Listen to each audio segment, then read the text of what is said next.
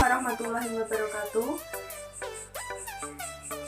Salam satu bangsa bagi kita semua. Yang terhormat Bapak Hendrik Pandu Paksi, SPD MPD, selaku dosen pembimbing kami mata kuliah konsep dasar PPKN SD, dan teman-teman yang berbahagia.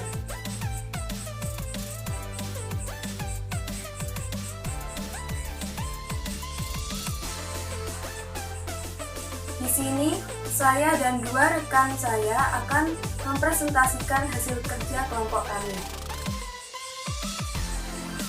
Di sini kami akan membahas tentang pentingnya norma dalam kehidupan bernegara. Sebelumnya, perkenalkan saya Anggi Silviana Sari, NIM 008, dan dua rekan saya yakni Setna Dea 012 dan Anissa Husnul 015. Langsung saja, kami akan membahas tentang tiga tema, yakni pengertian norma beserta macam-macam norma dan implementasinya, yaitu norma agama, norma hukum, norma kesusilaan, dan norma kesopanan. Yang kedua, kami akan membahas tentang adat istiadat masyarakat, dan yang ketiga tentang etika, estetika, dan sopan santun dalam pergaulan masyarakat.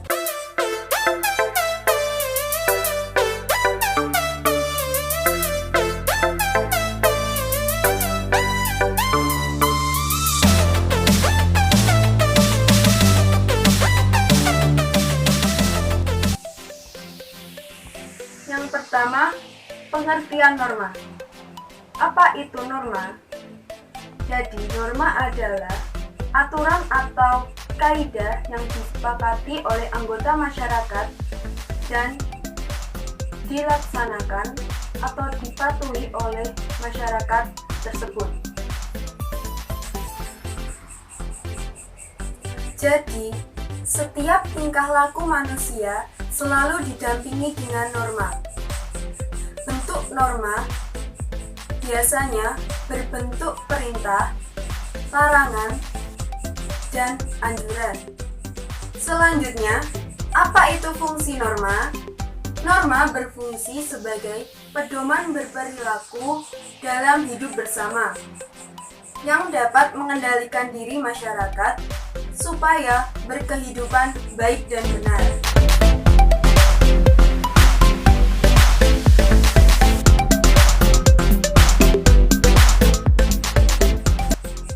Kemudian, untuk macam-macam norma dan implementasinya, seperti yang sudah saya katakan sebelumnya, yaitu ada norma agama, norma hukum, norma kesusilaan, dan norma kesopanan, akan dijelaskan oleh dua rekan saya. Perkenalkan, nama saya Anissa Husnul Khotimah, NIM 015. Di sini saya akan mempresentasikan tentang norma agama dan norma hukum. Yang pertama yaitu norma agama. Norma agama adalah aturan yang harus dipatuhi oleh semua masyarakat yang berasal dari Tuhan Yang Maha Esa yang disampaikan melalui putusannya. Sanksi yang diberikan pada norma ini bersifat tidak langsung, di mana seorang yang telah melanggar norma agama akan diberikan hukuman secara tidak langsung, yaitu hukuman di kelak akhirat nanti. Norma agama berfungsi sebagai petunjuk, pedoman untuk hidup, dan sebagai penerang yang berasal dari Tuhan Yang Maha Esa.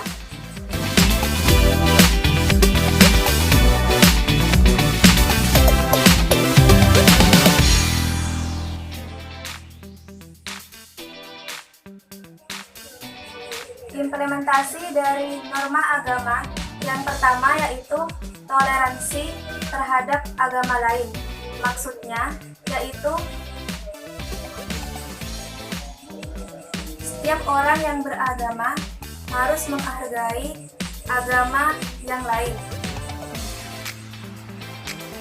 agar negara ini menjadi negara yang sejahtera, adil, tentram, dan makmur. Yang kedua adalah menjalankan perintah Tuhan, contohnya tidak meninggalkan ibadah. Yang ketiga yaitu menjauhi larangan Tuhan. Yang keempat adalah menjalani kehidupan yang harmonis dan tidak bertengkar antar umat agama lain.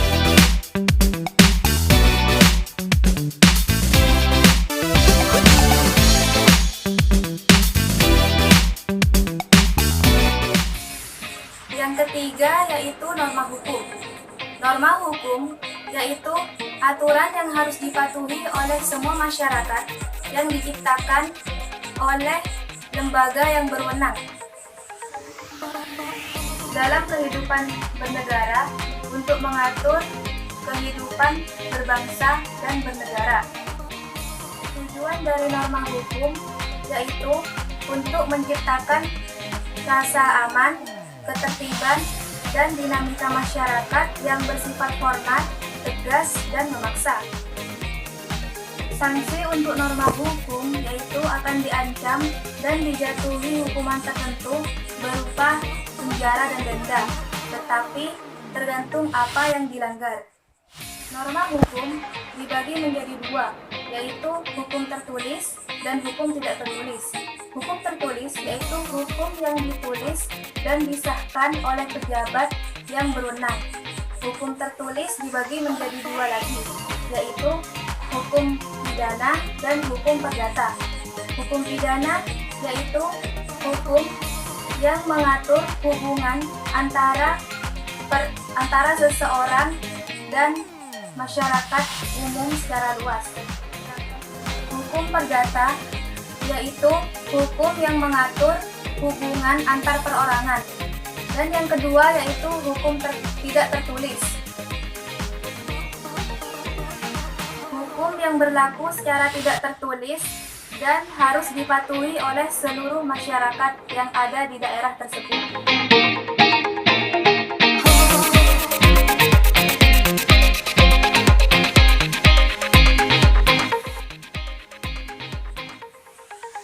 Implementasi dari norma hukum antara lain yaitu yang pertama, menaati rambu-rambu lalu lintas, yang kedua, tidak mencuri barang milik orang lain, dan yang ketiga, menaati peraturan yang telah ditetapkan. Contoh studi kasusnya ialah ada seorang nenek yang sangat kelaparan dan kemudian mencuri singkong di kebun milik orang lain. Lalu nenek itu diketahui oleh pemiliknya bahwa dia mencuri singkong. Kemudian nenek itu dibawa ke penjara dan dipenjara selama 2 bulan penuh.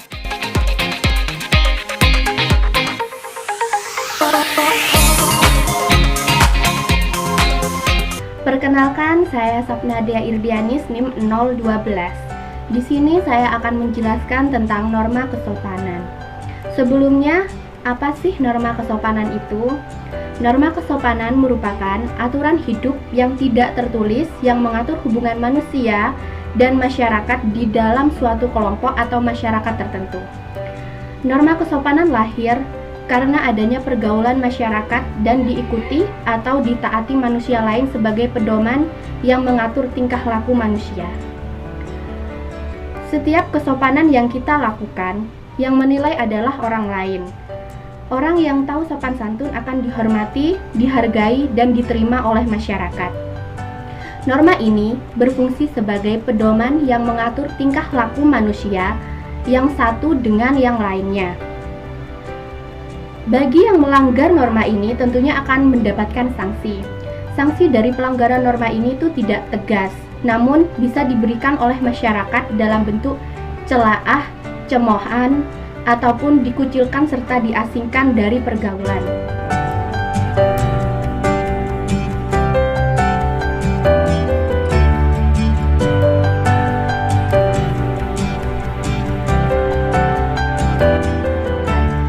Implementasi dari norma ini adalah yang pertama, orang muda harus menghormati orang yang lebih tua.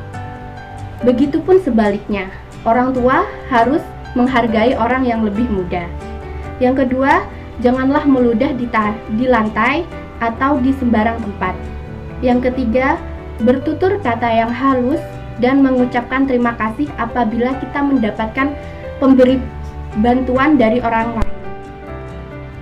Yang keempat, menerima sesuatu dengan tangan kanan. Dan yang kelima, tidak menyela pembicaraan dan lain sebagainya.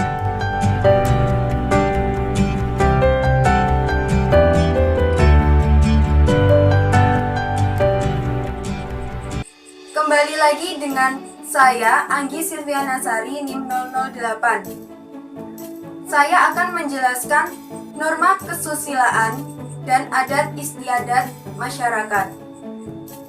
Yang pertama, untuk norma kesusilaan. Apa itu norma kesusilaan? Norma kesusilaan adalah aturan yang bersumber dari hati nurani dan kearifan manusia yang telah dipraktekkan secara berulang-ulang. Hal ini dapat menentukan apakah masyarakat sudah bersikap baik atau buruk. Lalu, fungsi norma kesusilaan. Norma kesusilaan berfungsi untuk menciptakan keharmonisan. Lalu, untuk kesejahteraan dan agar manusia bisa bersikap secara manusiawi antar sesama manusia. Serta norma kesusilaan juga sebagai alat pengendalian diri.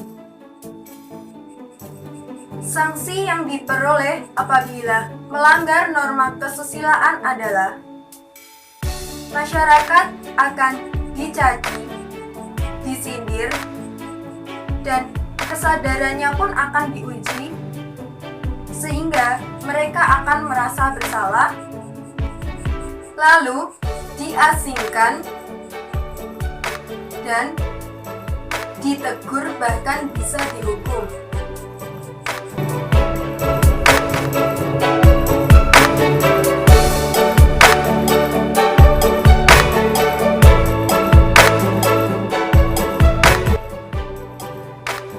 Implementasi norma kesusilaan.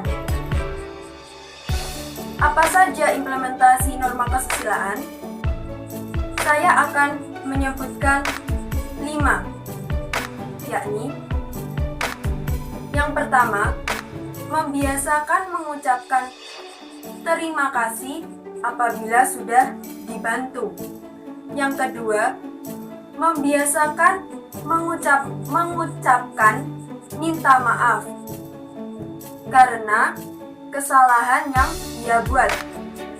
Yang ketiga, bersikap jujur, adil, bertanggung jawab. Yang keempat, tidak menatap atau menyentuh lawan jenis dengan hawa nafsu yang penuh. Yang kelima, tidak memfitnah orang seenaknya. Untuk contoh studi kasusnya ialah pelecehan seksual. Pelecehan seksual dipandang masyarakat sangat tidak taat aturan, sebagaimana itu sudah melanggar norma kesusilaan dan merupakan tindakan yang tidak manusiawi.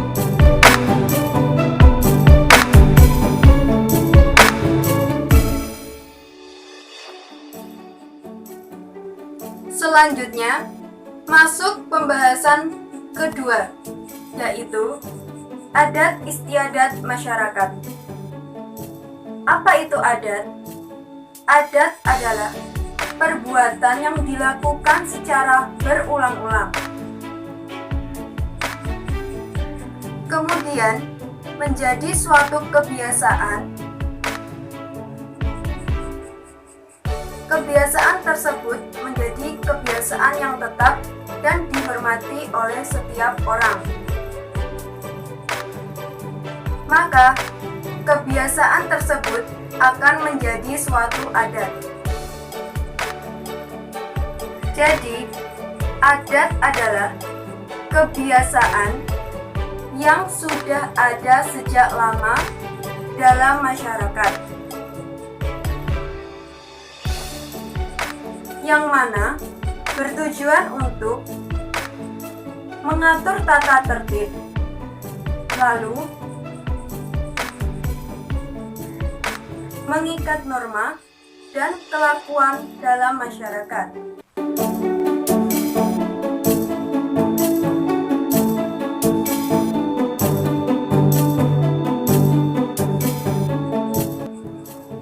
Adat istiadat menurut Kun Cakraningrat.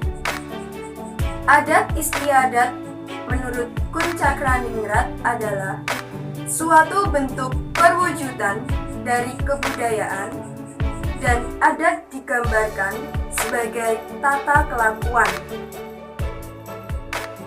Contoh adat ngaben dari Bali. Adat ngaben adalah upacara pembakaran mayat yang dilakukan oleh umat agama Hindu di Bali. Upacara ini dianggap sangat penting karena merupakan perwujudan dari bentuk rasa hormat dan kasih sayang dari orang yang ditinggal.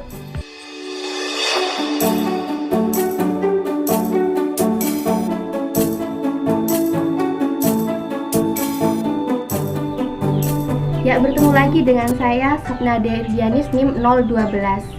Di sini saya akan menjelaskan tentang etika, estetika, dan sopan santun. Yang pertama yaitu etika. Etika adalah suatu norma atau aturan yang dipakai sebagai pedoman dalam berperilaku di masyarakat bagi seseorang terkait dengan sifat baik dan buruk. Menurut Saudarga Pobakawaja, pengertian etika adalah suatu ilmu yang memberikan arahan, acuan, serta pijakan kepada suatu tindakan manusia. Ciri-ciri etika yang pertama, tetap berlaku meskipun tidak ada orang lain yang menyaksikan. Yang kedua, bersifat absolut ataupun mutlak. Yang ketiga, terdapat cara pandang dari sisi batiniah manusia. Yang keempat, berkaitan dengan perbuatan atau perilaku manusia. Secara umum, etika itu dibagi menjadi dua jenis, yakni etika filosofis dan etika teologis. Etika filosofis yaitu bersumber dari pemikiran dan tindakan manusia. Dengan demikian, etika ini muncul dari pergaulan masyarakat itu sendiri. Misalnya, etika kepada orang tua berbeda dengan kepada masyarakat sebaya.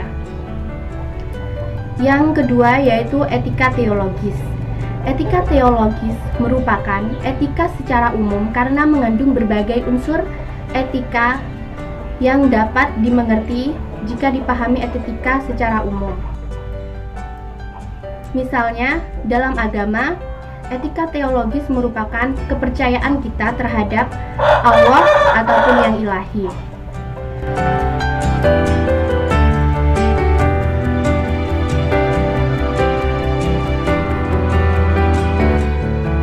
Yang kedua yaitu estetika. Ilmu estetika Estetika adalah suatu ilmu yang mempelajari segala sesuatu yang berkaitan dengan keindahan.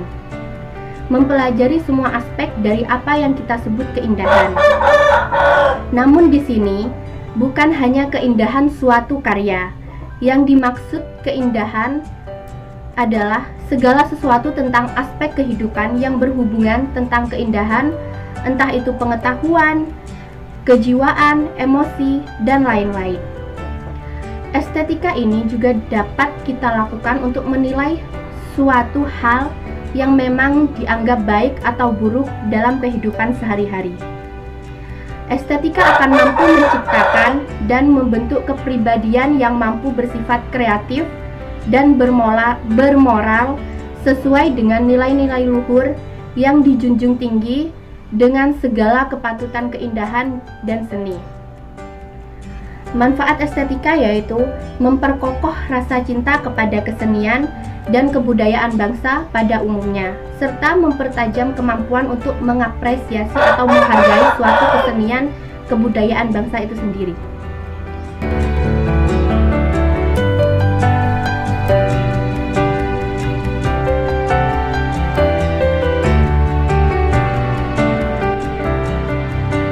Yang ketiga yaitu sopan santun.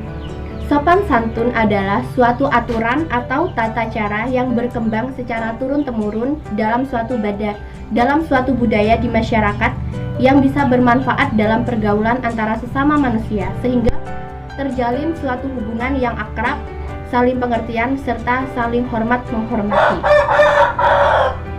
Sopan santun berhubungan dengan nilai-nilai peradaban yang dianut suatu kelompok masyarakat.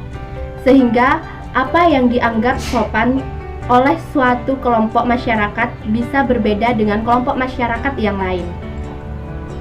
Misalnya saja, di daerah barat seperti Amerika merupakan hal yang biasa dan sopan menyapa orang lain baik laki-laki maupun perempuan dengan cara mencium pipi. Berbeda dengan daerah timur seperti di Indonesia, di mana hal tersebut tidak lumrah dan dianggap tidak sopan. Jadi dapat saya simpulkan, etika, estetika, dan sopan santun sangat erat kaitannya dengan kehidupan bermasyarakat dan bernegara. Etika dan sopan santun sebagai pedoman dalam berperilaku di masyarakat bagi seseorang, terkait dalam sifat baik ataupun buruk. Sedangkan estetika digunakan untuk menilai suatu hal yang memang dianggap baik atau buruk dalam kehidupan sehari-hari.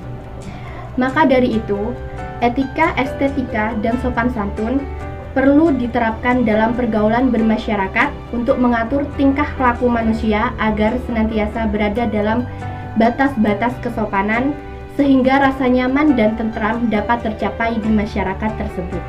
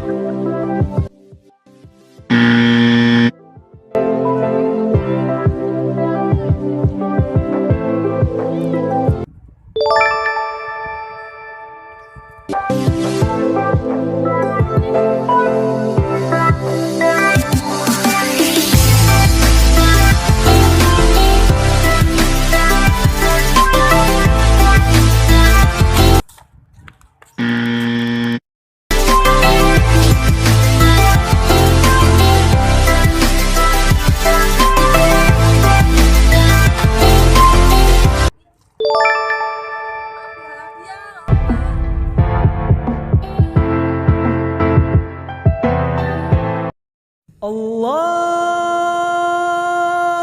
Dad, sudah azan. Nonton ini aja dulu. Sudah waktunya sholat asar. Males dah, gak usah.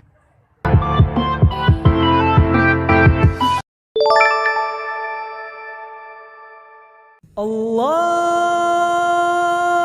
Akbar, Allahu Akbar, Allahu Akbar, Allah.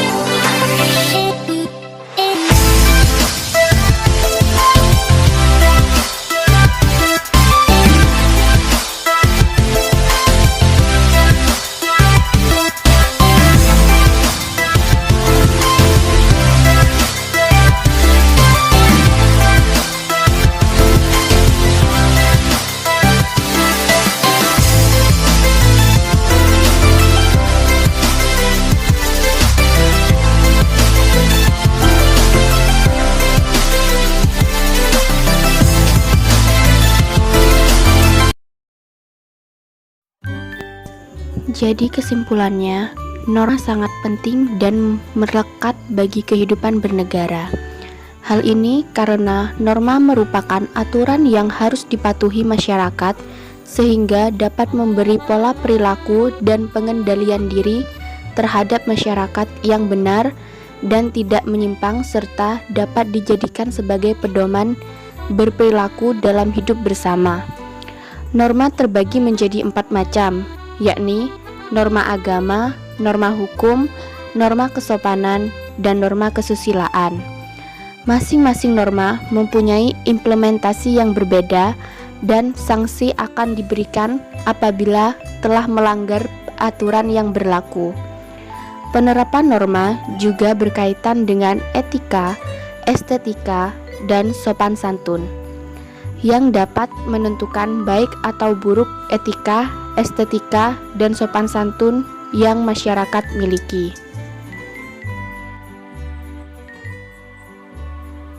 Nah, itu tadi presentasi dari kelompok kami yang membahas tentang pentingnya norma dalam kehidupan bernegara. Semoga bermanfaat dan mohon maaf atas kesalahan yang telah kelompok kami buat.